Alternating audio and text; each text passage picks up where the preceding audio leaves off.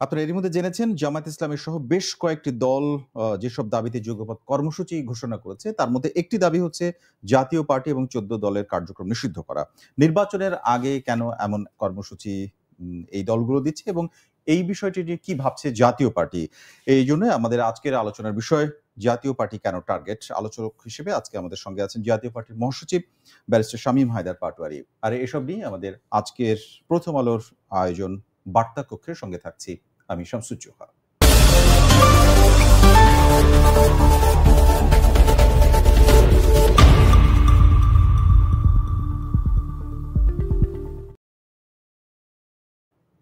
আজকের বার্তা কক্ষে আলোচনার বিষয় জাতীয় পার্টি কেন টার্গেট, আর আলোচক হিসেবে আছেন জাতীয় পার্টির মহাসচিব ব্যারিস্টার শামীম হায়দার পাটোয়ারি। আপনাকে স্বাগত।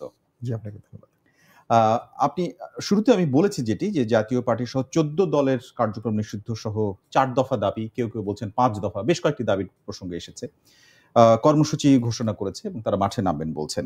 এই দাবিতে বেশ কয়েকটি ইসলামী দল আছেন এবং এখন বলা হচ্ছে যে এই দলগুলো জাতীয় পার্টিকে যেভাবে চিহ্নিত করছে স্বৈরাচারের দোসর, এই তকমা দিয়ে তারা এই কথাটি বলেছে, নিষিদ্ধ চায়। এই জন্য আমার প্রশ্ন হচ্ছে, নির্বাচনের আগে এই দাবি প্রসঙ্গে আপনাদের তরফ থেকে আসলে এটার মূল্যায়নটা কি, বা এটাকে কিভাবে দেখছেন এই কর্মসূচিকে? দেখুন, বিষয়টা আসলে মব করে, জোর করে, আন্দোলন করে করার বিষয় না। এ বিষয়ে সুনির্দিষ্ট আইন আছে, সন্ত্রাস বিরোধী আইন আছে, আরপিও আছে, রিপ্রেজেন্টেশন পিপলস অর্ডার 1972। তো সন্ত্রাস বিরোধী আইনে বলা আছে কোন কোন কাজ করলে একটা সংগঠনকে সাময়িকভাবে ব্যান করা যায়।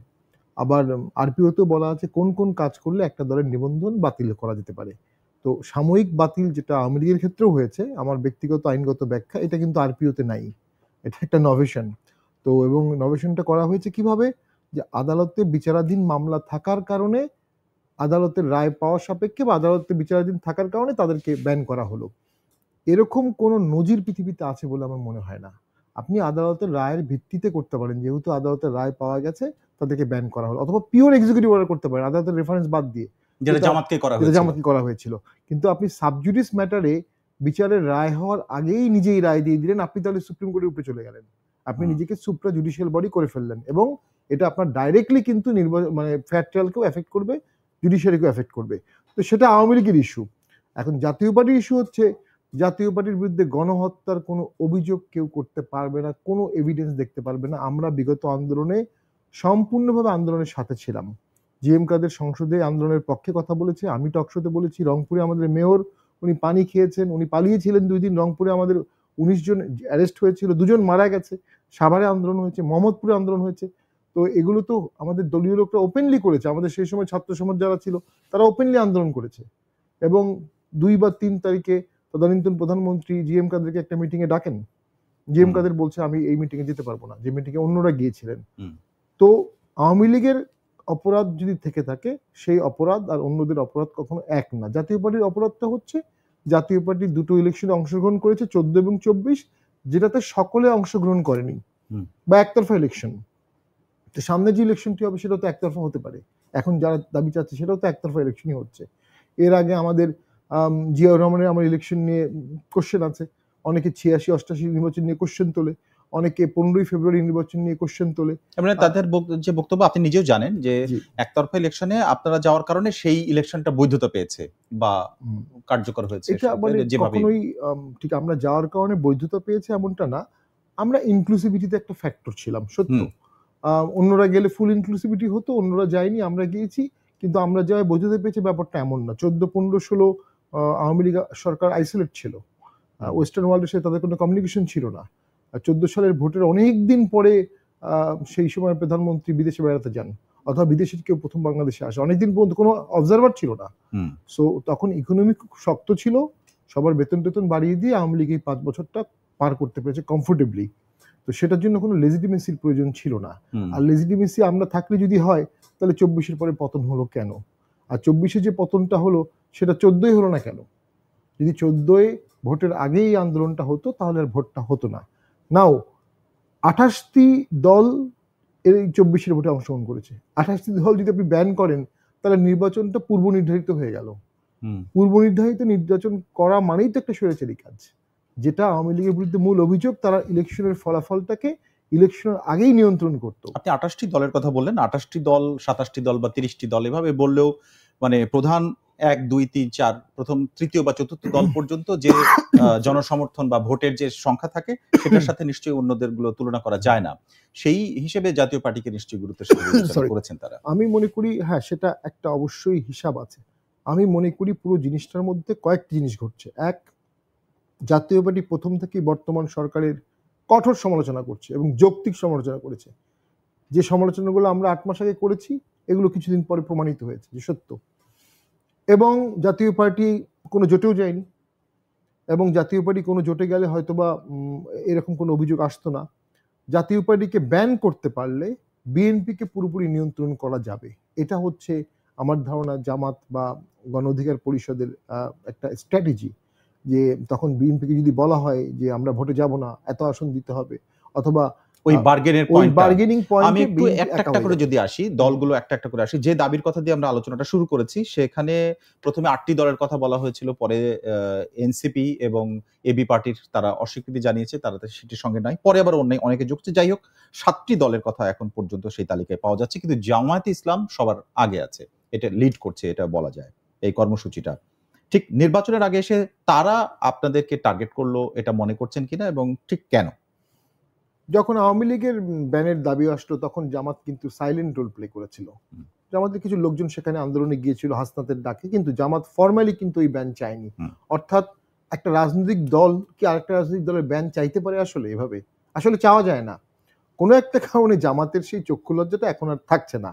ডাকসু এবং জাকসুর নির্বাচনের কারণে হয়তো আমার প্রশ্ন যে কোনো একটি কারণ আপনি বললেন সেটি হতে পারে। জাকসু এবং ডাকসু নির্বাচনের পরে জামাত ওভার কনফিডেন্ট হয়ে গেছে এবং মনে হচ্ছে তারা এখন বিএনপিকে নিয়ন্ত্রণ করতে পারবে।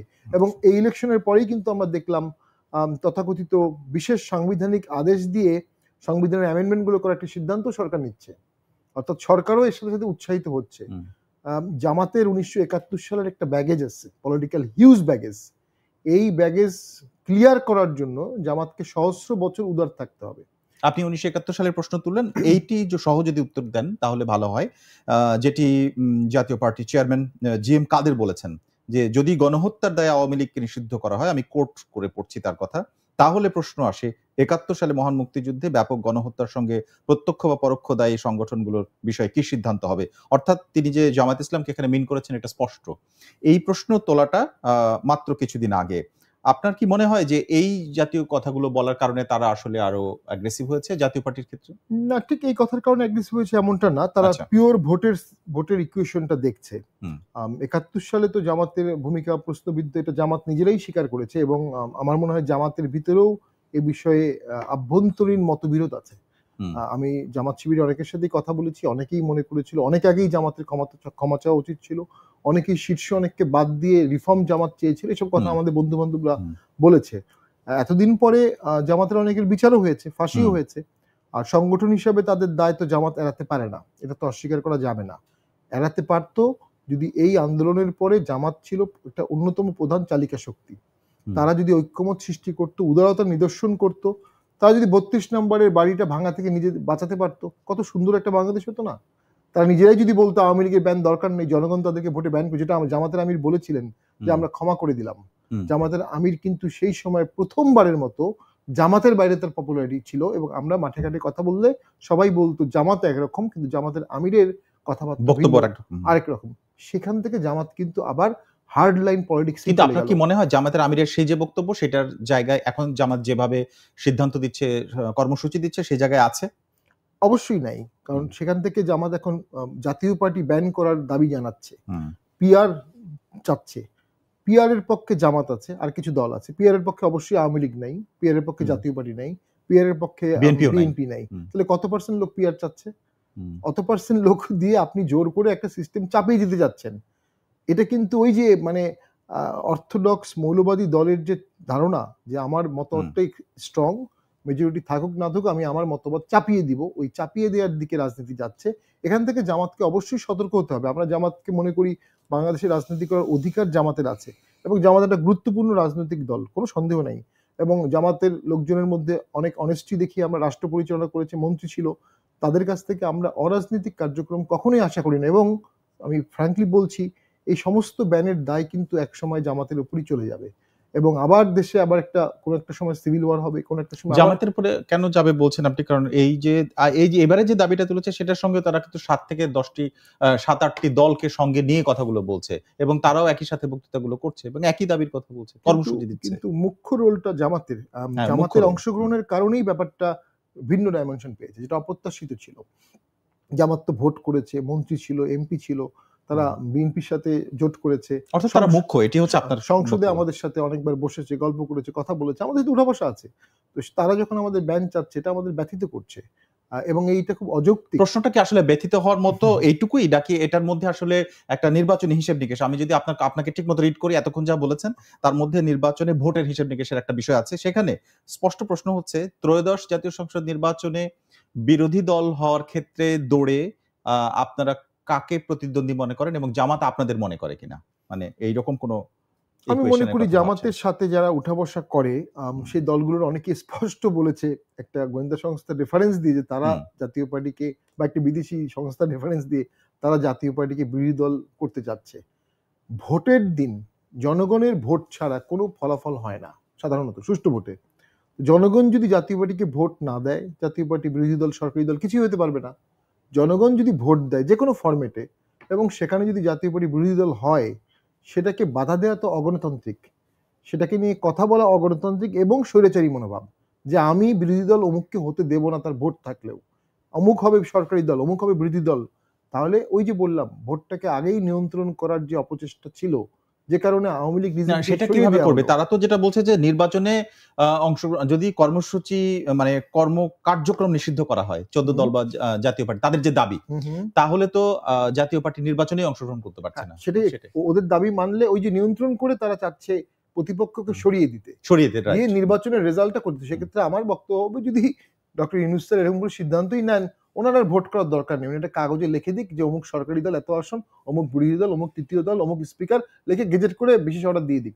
খামাখা ভোট করে আপনি মিলিয়ন মিলিয়ন টাকা কেন খরচ করবেন? দেখেন, জাতীয় পার্টি, আপনি এই জন্য বলছেন জাতীয় পার্টির নিষিদ্ধের প্রশ্ন এসেছে সেই জন্য বলছেন, কিন্তু তাছাড়া কতগুলো দল, প্রায় 30টার কাছাকাছি। তো 30টা দলের মধ্যে একজন প্রথম হবে, একজন দ্বিতীয় হবে, তারা বিরোধী দল হবে, তারপরে তৃতীয় চতুর্থ থাকবে, এরকম তো হবে। কিন্তু ওই যে বললাম, আমাদের ভোটের পার্সেন্টেজটাকে একটা ডিসাইডিং ফ্যাক্টর হিসেবে দেখা হচ্ছে, যে আমরা যেদিকে যাব। অতীত তাই বলে, অতীত সেটাই বলে যে আমরা 2001 সালে যখন আওয়ামী লীগ থেকে সরে আলাদা ভোট করলাম, আওয়ামী লীগ ফল করলো। 2008-এ আমরা আওয়ামী লীগের সাথে গেলাম, আওয়ামী লীগ ল্যান্ডস্লাইড ভিক্টরি পেল। তো আমাদের এই ডিসাইডিং ফ্যাক্টর হওয়ার কারণে আমরা ভোটের মাঠে থাকলে অনেকেই হিসাব মিলছে না। কিন্তু এইভাবে ব্যান করাটা সম্পূর্ণ অগণতান্ত্রিক, সম্পূর্ণ বেআইনি এবং কোনো অবস্থাতেই রাজনৈতিক শিষ্টাচারের মধ্যেও পড়ে না। কারণ জামাতকে ব্যান করা হয়েছে। আসলে রাজনৈতিক শিষ্টাচারের প্রসঙ্গ আপনি তুললেন, রাজনৈতিক শিষ্টাচার আসলে সেই প্রসঙ্গে আলাপে গেলে আসলে অনেক মুশকিল। আসলে রাজনীতিবিদদের বা এখন যে স্লোগান, এখন যে বক্তব্য দেওয়া হচ্ছে, এর মধ্যে আসলে রাজনৈতিক শিষ্টাচার কোন জায়গায় আছে সেটাও একটা প্রশ্নের ব্যাপার, সেটা নিয়ে আলাদাভাবে আলোচনা করা যেতে পারে। আমার একটা প্রশ্ন আসে, আপনি যেটা বললেন যে অতীতের বিষয়গুলো যদি আমরা দেখি, অতীতে আমরা এটা দেখেছি, জাতীয় পার্টি নির্বাচনের আগে খুব গুরুত্বপূর্ণ হয়ে যায় সবার কাছে এবং সেইটা নিয়ে একটা বিষয় হয় যে এরা বিরোধী দল হবে এবং এটা গৃহপালিত বিরোধী দল বলে যে একটা তকমার বিষয় আছে এবং সমালোচনা আছে এক ধরনের। এবারও কারো কোনো একটা দলের সাথে বৈঠক করে আপনারা রাজি হয়ে গেলেন, তখন একটা সিদ্ধান্ত ভোটের আগেই খানিকটা চলে আসবে, সেরকম একটা সম্ভাবনা আছে কিনা যেটি আলোচনায় এসেছে? এবং সেখানে জাতীয় পার্টির মধ্যে আওয়ামী লীগের যারা নিরপেক্ষ বা ওরকম পরিচিত ফেস না, তারা ঢুকে যেতে পারে কিনা এবং সেইটা একটা ফ্যাক্টর হয়ে উঠতে পারে কিনা বড় এবারের নির্বাচনের ক্ষেত্রে? প্রথম হচ্ছে যে গৃহপালিত বিরোধী দল আমরা কখনোই ছিলাম না। আমরা সরকারকে অনেক বিষয়ে বাধ্য করতে পারিনি, কিন্তু আবার অনেক বিষয়ে আমরা বাধ্য করেছি, অনেক অ্যামেন্ডমেন্ট করেছি। আমি যেহেতু প্রায় 6 বছর সংসদে ছিলাম, প্রচুর কথা বলেছি, প্রচুর সংশোধনী দিয়েছি, প্রচুর সিদ্ধান্ত প্রস্তাব দিয়েছি। কিছু কিছু গ্রহণ হয়েছে, 2-1টা বাজেট নিয়ে কথা বলেছি, অনেক কিছু। ব্যাংকের লুটকে বলেছি নাদিরশাল লুট, এটা বলেছি। তো ওই সমস্ত কথার ফলে অবশ্যই ন্যাশন ওয়াইড সেন্সেশন ক্রিয়েট হয়েছিল। এর বাইরে বাংলাদেশে কখনো কোনো বিরোধী দল এর থেকে বেশি কোনো বিরোধী দল হিসেবে আত্মপ্রকাশ করতে পারেনি। বিএনপির আমলে আওয়ামী লীগ, আওয়ামী লীগের বিএনপি, আওয়ামী লীগ এবং বিএনপি বিরোধী দল থাকা অবস্থায় সংসদেই যেত না। যারা সংসদেই যেত না কিন্তু সংসদের সুযোগ সুবিধা নিত, তারা গৃহপালিত নাকি স্ট্রং বিরোধী দল, এটা কিন্তু যায় আসে না। আমরা প্রতিদিন সংসদে গেছি, কথা বলেছি, প্রত্যেকটা ইস্যুতে আমরা সংসদে কথা বলেছি। সো আমরা গৃহপালিত ছিলাম না, ভবিষ্যতেও কখনো গৃহপালিত হওয়ার প্রশ্নই আসে না। আমরা সংসদে গিয়ে জনগণের পক্ষে কিন্তু কথা ওই যে বলতে চাই। আরেকটা বিষয় ছিল যে জাতীয় পার্টির তৎকালীন চেয়ারম্যান হোসেন মোহাম্মদ এরশাদ, এইচ.এম. এরশাদ, তিনি প্রধানমন্ত্রীর উপদেষ্টা হয়েছিলেন। সেইটা নিয়ে তো এক ধরনের যে ওই জায়গাটায় আমাদের সেটা একটা, এক ধরনের সমালোচনা আছে। ওইটা নিয়ে আমাদের পার্টির মধ্যেও একটি প্রবলেম বিশেষ ছিল দূত যে ছিলেন। আমাদের ৩ জন মন্ত্রী হুম। ছিলেন এবং ওনাকে বিশেষ দূত করা হয়েছিল। এরশাদ ওই ভোটটা বর্জন করেছিলেন। হুম। জি.এম. কাদের ১৪ সালের এই ভোট সম্পূর্ণ বর্জন করেছিলেন এবং সে সময় একটা ধারণা ছিল বর্জন করার সাথে সাথেই বিএনপি জামাত ব্যাপক আন্দোলন করবে, সরকার ভোট করতে পারবে না। বিএনপি জামাত যেহেতু আন্দোলন করে না, ভোটটি হয়ে যায়, এরশাদের ফাঁসি হয়ে যেত। এরশাদকে নিয়ে গিয়েছিল সিএমএইচে অপমান করে, আমরা সেই ঘটনাগুলো জানি। তো সেখান থেকে তাকে সংসদে যখন আনা হলো, পদ দেয়া হলো, উনি এটা গ্রহণ করলেন কারণ বাইডেন একটা সরকার গঠন হয়ে গেছে। আর যদি উনি গ্রহণ না করতেন হয়তোবা তাকে আরো লজ্জাকর পরিস্থিতি ফেস করতে হতো।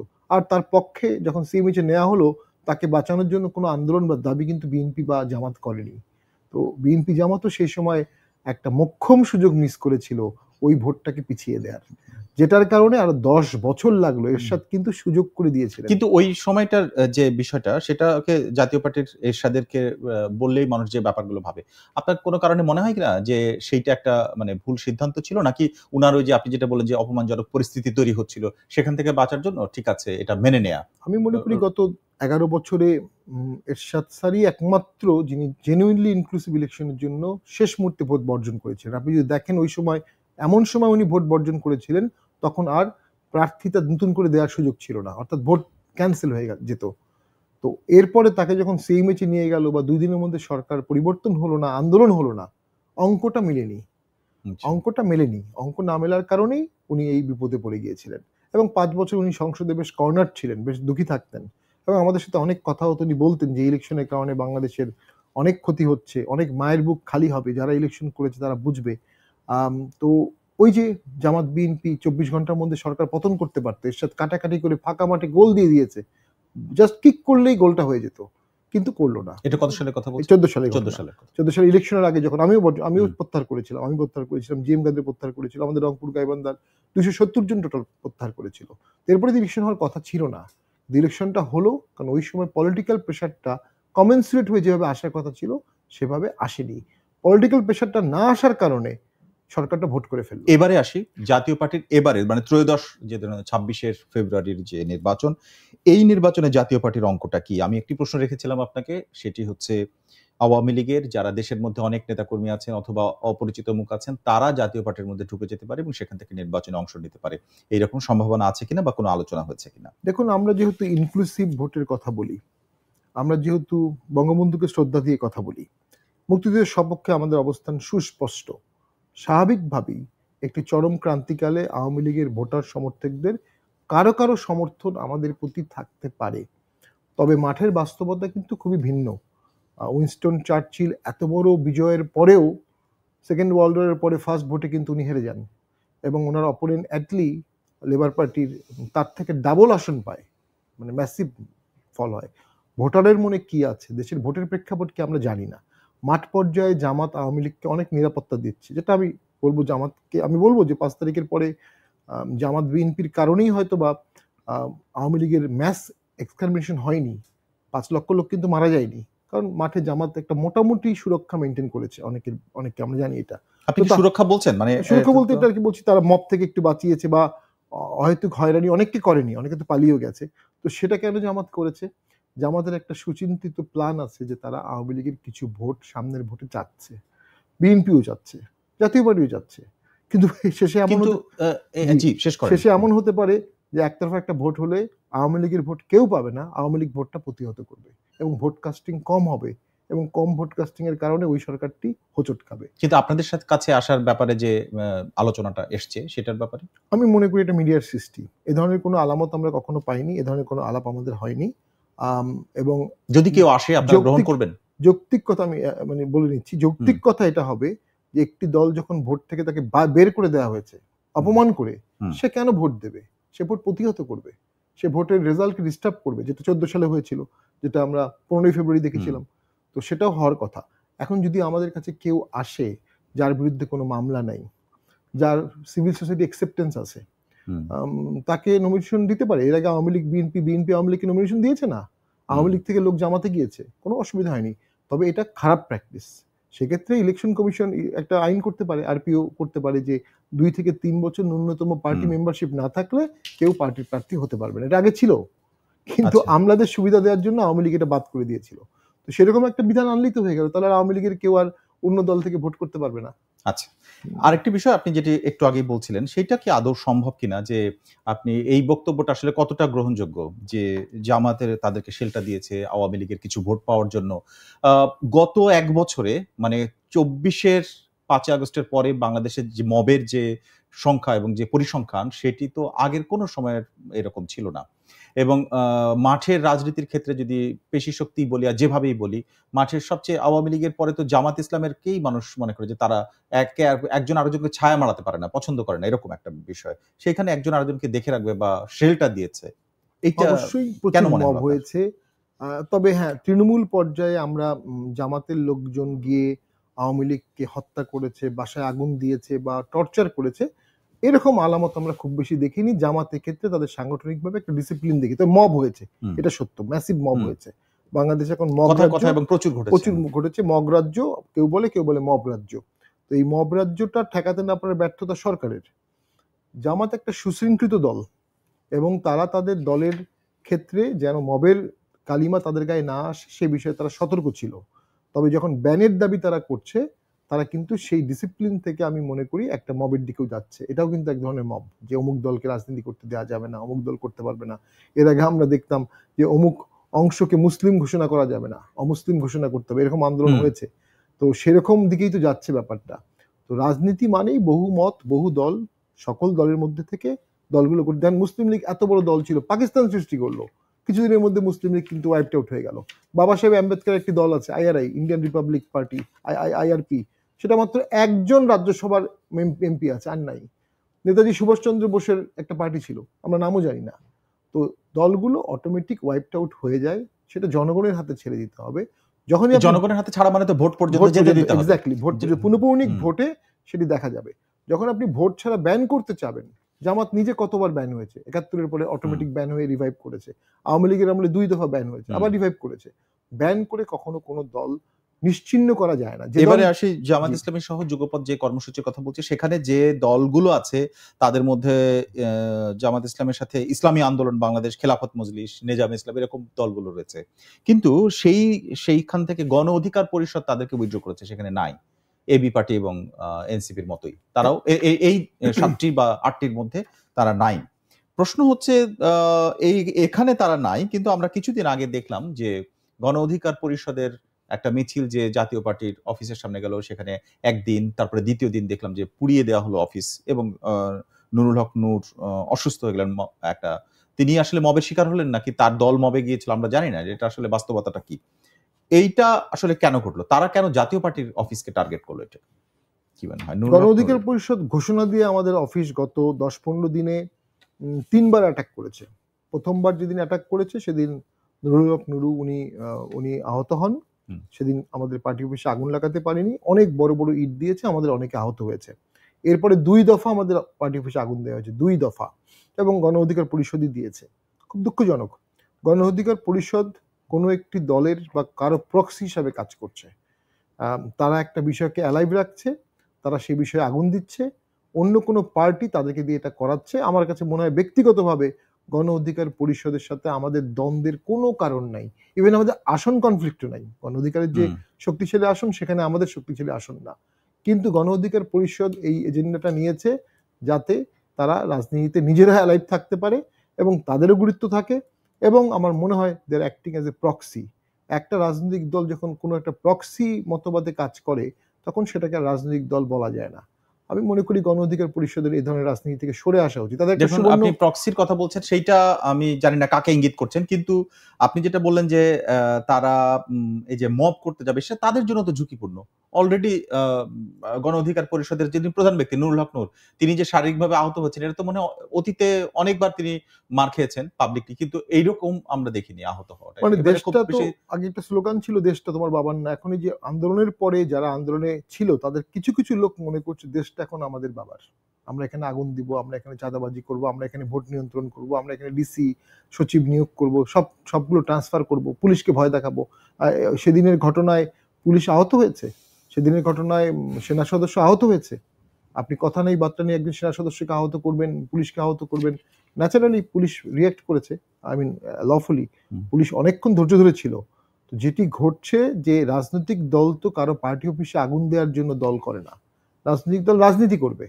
গণ অধিকার পরিষদের সাথে আমাদের রাজনীতির মাঠে, ভোটের মাঠে খেলা হবে। আমরা আলাদাভাবে কথা বলছি, কিন্তু গণ অধিকার পরিষদের রাশেদ খান এরপরে এসেছিলেন। আমরা এরকম বলেছি যে আপনাদের এটাকে মব বলে বলা হয়েছে, এবং আপনি তখন প্রেসকে যখন কথা বলেছিলেন তখন এটাকে মব বলে বলেছিলেন। তাকে বলায় তিনি বলেছেন, দেখেন এটা একটা বিবেচনায় আসতে হবে যে একটা পলিটিক্যাল পার্টি যখন কোনো দাবি করে তখন সেটা মব থাকে না, সেটা পার্টির অধিকার থাকে এবং সেটা হচ্ছে রাজনৈতিক দাবি। সেটাকে আসলে মব বলা যায় না। তাদের উত্তরটা এটা ছিল। না, অধিকার তো মব তো আর অধিকার না, অধিকার মব না। মব মানে আমরা যেটা বুঝি সবাই মিলে একটা জায়গায় যাচ্ছে, আগুন দিচ্ছে, একটা দাবি জানাচ্ছে, অযৌক্তিক দাবি, ইল্লিগাল দাবি। যে কোনো ইল্লিগাল দাবি মব কে করলো এটা ইম্পর্টেন্ট না। একটা নিবন্ধিত দল মব করেছে, সে নিবন্ধিত দল বলেই মব করবে না, ব্যাপারটা কখনো তা না। আমরা তো পৃথিবীতে এরকম শুনিনি যে দল বাতিলের জন্য এরকম আন্দোলন হয়। দেখুন, সামনে যদি ভোট হয়, যারা ভোটে অংশগ্রহণ করবে তাদের সর্বোচ্চ অগ্রাধিকার হওয়া উচিত বাকি দলগুলোও যেন অংশগ্রহণ করে। ইভেন আওয়ামী লীগ একতরফা ভোট করলেও তাদের মধ্যে বিএনপিকে ভোটে আনার প্রয়োজনীয়তা ছিল, কিন্তু তারা পরিবেশ সৃষ্টি করতে পারেনি বা চাইনি, বা সেটা তাদের সময়ের ব্যাপার। বাট তারা পরিবেশ সৃষ্টি করতে পারেনি, কিন্তু তারা আগ্রহ ছিল, তারা চাচ্ছিল আওয়ামী লীগ বিএনপি ভোটে আসুক, 18-র মতো 24-ও আসুক, কিন্তু সেটা তারা পরিবেশ সৃষ্টি করতে পারেনি। আর বর্তমানে যারা বাদ দিয়ে ভোট করতে যাচ্ছে তারা রাষ্ট্র পরিচালনা করেনি। আমরা একটু শেষের দিকে আলোচনা, এবার একটু বিএনপির প্রসঙ্গে আসতে চাই। এই মুহূর্তে বিএনপি যে সমস্ত বক্তব্য দিয়েছে, বিশেষ করে জাতীয় পার্টি সম্পর্কে কর্মসূচির ব্যাপারে, তারা খুবই স্পষ্টত বলেছেন যে কাউকে বাদ দেওয়ার বা নির্বাহী আদেশে কোনো দলকে ব্যান করার পক্ষে তারা মত দেননি। এবং আপনিও বলেছিলেন যে জাতীয় পার্টির রক্ষার দায়িত্ব এখন বিএনপির। সেইটা আসলে কিভাবে বলেছিলেন, বা সেটা আসলে মানে আন্ডারলাইন মিনিংটা কি? মানে এটা আপাতত শুনে মনে হয় যে আপনি এটি বলেননি, আমার কাছে সেটা মনে হতো। আমি বলেছি গণতন্ত্রের স্বার্থে জাতীয় পার্টিকে রক্ষার দায়িত্ব এখন বিএনপির। এই কারণে বলছিলাম, কারণ বিএনপিকে ভোটে গেলে সরকার গঠন করলে দেশ চালাতে হবে। এখন সেক্ষেত্রে যদি বিএনপি একটা বিশাল অংশের ভোটারদের প্রতিনিধিত্ব দল ছাড়াই একটা ইলেকশনে যায়, তার ম্যান্ডেট ঘাটতি হবে এবং তাকে কোণঠাসা করা হবে, যেটা আমি প্রথমেই বললাম। ম্যান্ডেট ঘাটতির একটি সরকার দীর্ঘদিন স্বস্তিদায়কভাবে দেশ চালাতে পারবে না। দেশ হোঁচট খাবে, এফডিআই হোঁচট খাবে, ইকোনমি কলাপস করবে এবং ফরেন পলিসি কলাপস করবে। সে গভর্নমেন্ট আইসোলেট হয়ে যাবে। তো বিএনপি যেহেতু অনেক বিদগ্ধ মানুষের দল, রাষ্ট্র চালিয়েছে, তারা এই বাস্তবতাটা বুঝবে, যেটা হয়তো বা গণ অধিকার পরিষদ বুঝবে না। কারণ গণ অধিকার পরিষদ কখনো এমপি ভোট করেনি, কখনো এমপি হয়নি, কখনো মন্ত্রী হয়নি, কখনো প্রধানমন্ত্রী হয়নি। সামনে হবে, আমরা তাদেরকে বেস্ট উইশ করি। যখন হবে তখন তারা বুঝবে যে ব্যান করা করে যে রাজনীতি, সেটা দিয়ে রাষ্ট্র পরিচালনা করা যায়। আমি সিইসি কে আপনার একটা দেখলাম যে সেপ্টেম্বরে এসে আপনি বলেছেন যে সব দল নিষিদ্ধ করলে নির্বাচন হবে কার সঙ্গে, এরকম একটি কথা সিইসির সঙ্গে আলোচনার প্রসঙ্গে বলেছেন। আবার সালাউদ্দিন আহমেদ বিএনপি, তিনি আবার বলেছেন প্রেসকে যে সব দলকে যদি আমরা নিষিদ্ধ চাই তাহলে নির্বাচনটা কার সঙ্গে করব, মানে তারা তো নির্বাচনে আসবে, প্রতিদ্বন্দ্বিতা কাদের সঙ্গে করবে, এরকম একটি প্রসঙ্গ করছে। একই কথা শোনা গেছে। প্রশ্ন হচ্ছে যে এই যে কথার সুর, এই দুটোর মধ্যে এক ধরনের মিল পাওয়া যাচ্ছে, এটা কি নির্বাচনকে সামনে রেখে জাতীয় পার্টির সাথে বিএনপির নেতাদের কোনো অন্তর্নিহিত যে সমস্ত কথা হচ্ছে সেটার বাইরের সুরটা একরকম দেখাচ্ছে কিনা বা শোনাচ্ছে কিনা? না, দুটোই কি খুব যৌক্তিক কথা না? মানে একদম যারা রাজনীতি করবে, এটা খুব বেসিক কথা। তো দুটো বেসিক কথা, একটা আমি বলেছিলাম অনেক আগে, আর একটা ন্যাচারালি যেহেতু বিএনপি এমন কোনো কথা বলতে চায়নি যেটা জাতীয় পার্টির পক্ষে আসে, বাট এখন বলতে বাধ্য হচ্ছে, কারণ তারা যদি কথা না বলে সরকার জাতীয় পার্টিকে ব্যান করে ফেলে, তারা ক্ষতিগ্রস্ত হবে। তো আমি মনে করি বিএনপির গণতন্ত্র, তাদের ক্ষতিটার অসুবিধা কি? আরো তো 30টা দল আছে কিন্তু ওই যে বাংলাদেশে যেহেতু মানে শীর্ষ দলের মধ্যে জাতীয় পার্টি আছে, জাতীয় পার্টির ঘাটতিটা আর বাকি 25টা দল দিয়ে পূরণ হবে না। বাকি 25টা দল মিলেও 1% ভোট বাংলাদেশে ক্যারি করতে পারে না। তো যারা 1% ভোট ক্যারি করে না, তারা ভোটার কিভাবে নিয়ে যাবে? ভোটটা রিগড হবে, ভোটে কাস্টিং হবে, ভোটে স্টাফিং হবে, প্রিজাইডিং অফিসারকে জোর করে পার্সেন্টেজ বাড়ানো হবে। এই সমস্ত কনসিকুয়েন্স এড়ানোর একটা সহজ উপায় হচ্ছে ইনক্লুসিভ ভোট করা। ব্যারিস্টার শামীম হায়দার পাটোয়ারি, আপনাদের দলটা নিয়ে এই যে নির্বাচনের আগের প্রসঙ্গে আমি বলেছি, আমি এবারের যদি আসি, যে এই সরকার তো কোনো মানে রাজনৈতিক ম্যান্ডেট নিয়ে আসেনি। এবারের সরকার হচ্ছে অন্তর্বর্তীকালীন সরকার। এই সরকারের আমলে বহু সভা মিছিল মিটিং সবকিছু হচ্ছে ধারাবাহিক মিটিং হচ্ছে, সব ঐক্যমত্য কমিশনের কথা বলে ঐক্যমত্য করার, এখানে কখনো আপনাদের আমরা দেখিনি। যে আমাদেরকে আসলে ডাকা হয়নি, টু বি অনেস্ট। একবার ডক্টর ইউনূস স্যার ডেকেছিলেন আমাদের শীর্ষ নেতৃত্বকে, এরপরে ছাত্রদের হুঙ্কারে উনি আর ডাকেননি। যেটা আমি মনে করি পুরো প্রসেসটাকেই নন ইনক্লুসিভ করেছে, কনসালটেশনটাও ঐক্যমত হয়নি, এটা অনৈক্য কমিশন হয়ে গেছে। এবং আপনি দেখেন এখন সরকার বলছে বা সরকারের একাংশ বলছে বিশেষ ফরমান দিয়ে সংবিধান সংশোধন করা হবে, অর্থাৎ সেই মার্শাল ল অ্যাডমিনিস্ট্রেটরের মার্শাল ল প্রোক্লেমেশনের মতো হয়ে যাচ্ছে। ঐক্যমত হচ্ছে না বলে আপনি এখন বিশেষ অর্ডার দিচ্ছেন, কনস্টিটিউশনাল অর্ডার, সিও, এই টার্মটা কোথাও নাই, কিন্তু নতুন কয়েন করা হলো। এই নতুন কয়েন করে একটা টার্ম আনা হলো, সেই টার্মটার লিগ্যালিটি কি থাকবে এবং টেকসই হবে কিনা? টেকসই হবে না। আরেকটা কথা বলছি, বিএনপি যদি এই মুহূর্তে গণতন্ত্রের স্বার্থে সঠিক অবস্থান না নেয়, একটা সময় বিএনপিকেও ব্যান করার দাবি উঠে যাবে, অথবা বিএনপিকে এমন কোণঠাসা করা হবে বিএনপি সঠিক রাজনীতি করতে পারবে না। রাজনীতিতে হচ্ছে বহুমত যখন থাকবে তখন আপনি অ্যালায়েন্স করতে পারবেন, আপনি রাজনীতির গতিপথটাকে নিয়ন্ত্রণ করতে পারবেন না, আপনি সঠিক রাজনীতি করতে পারবেন। যখন অনেক দল ব্যান হয়ে যাবে তখন আপনি গতিপথটা নিয়ন্ত্রণ করে ফেললেন, নিয়ন্ত্রিত গতিপথে একসময় আউটবাস্ট হয়ে যাবে। তো সেই আউটবাস্ট ঠেকানোর জন্য একটা ইনক্লুসিভ ভোট বাংলাদেশে লাগবে। আমি একটা কথা বলে দিচ্ছি, বর্তমান সরকার অবশ্যই ভোটের পথে হাঁটছে না। সরকার জাতীয় পার্টিকে ব্যান করাটাকে, আন্দোলনটাকে অ্যালাউ করছে। আমি এটা একটা উদাহরণ দিতে পারি, যদি কমেন্সের উদাহরণ না। সরকার নুরুল হক নুরুকে দেখতে গেছে, আমাদেরও যাওয়ার ইচ্ছা ছিল, কিন্তু আমরা তার চিকিৎসার ব্যাঘাত হবে বলে যাইনি।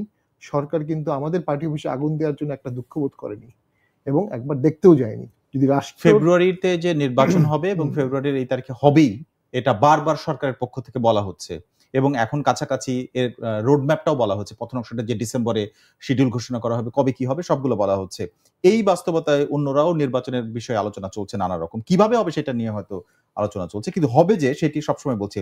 তারপরে আপনি কিভাবে বলছেন যে সরকার এর পথে হাঁটছে না, নির্বাচনের পথে? দেখুন, যদি ফেব্রুয়ারিতে নির্বাচন হয় তাহলে নভেম্বরে আপনার তফসিল হবে, এটা সেপ্টেম্বর, এখনো আমাদের পার্টি অফিসে আগুন দেওয়া হচ্ছে। এটাই প্রমাণ করে সরকার নির্বাচনের পথে হাঁটছে না। সরকার তার নিয়ন্ত্রিত ছকে হাঁটছে এবং সরকার ফেইল্ড হলে কি হবে এটা সরকার হয়তোবা জানে, যে কারণে ফেইল্ড হতেও চাচ্ছে।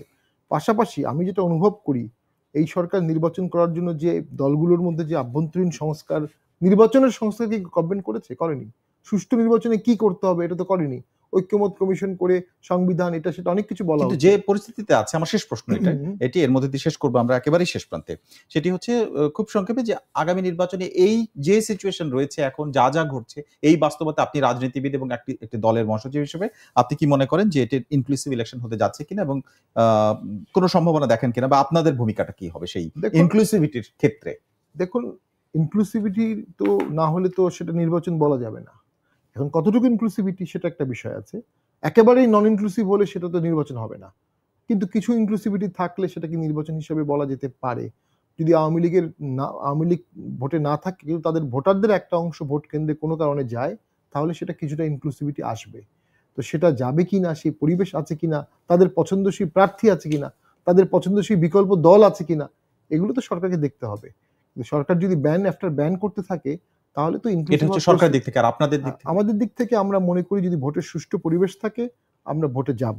তবে এখন পর্যন্ত ভোটের সুষ্ঠু পরিবেশ সরকার তৈরি করতে পারেনি, প্রশাসনকেও সরকার নিয়ন্ত্রণ করতে পারেনি, বরঞ্চ প্রশাসন একটি দল বা দুটি দলের কাঠামোতে সাজানো হয়েছে। এই সরকার এনসিপির সরকার, এই সরকার জামাতের সরকার, তারা তাদের মতো করে প্রশাসন পুলিশ সাজাচ্ছে, সেখানে সাজানো শকে ভোট করলে ভোটের ফলাফল নিয়ন্ত্রিত হতে পারে এবং রিগড হতে পারে। অনেক অনেক ধন্যবাদ আপনাকে আজকে আমাদেরকে সময় দেওয়ার জন্য। ধন্যবাদ। দর্শক, আমাদের সঙ্গে আজকে ছিলেন জাতীয় পার্টির একাংশের মহাসচিব ব্যারিস্টার শামীম হায়দার পাটোয়ারি। তার কাছ থেকে আমরা শুনছিলাম জাতীয় পার্টিকে ঘিরে আগামী নির্বাচনের তাদের অংশগ্রহণ কেমন হতে পারে, তারা কি ভাবছেন, এবং তাদেরকে ব্যান করার এবং কার্যক্রম নিষিদ্ধ 14 দল সহ এই পার্টিটিকে বিশেষ করে নাম উল্লেখ করে কর্মসূচি দেওয়া হয়েছে, সেই কর্মসূচি সম্পর্কে তাদের প্রতিক্রিয়াও আমরা জানলাম। রাজনীতির এরকম নানা দিক নিয়ে আলোচনার জন্য আমাদের সঙ্গে থাকুন রবি থেকে বৃহস্পতিবার পর্যন্ত প্রথম আলোর নিয়মিত আয়োজন বার্তা কক্ষে, প্রথমআলো.com, প্রথম আলোর ইউটিউব, ফেসবুক সহ সোশ্যাল মিডিয়ার অন্যান্য সবগুলো প্ল্যাটফর্মে। আজ যারা সঙ্গে ছিলেন সবাইকে ধন্যবাদ।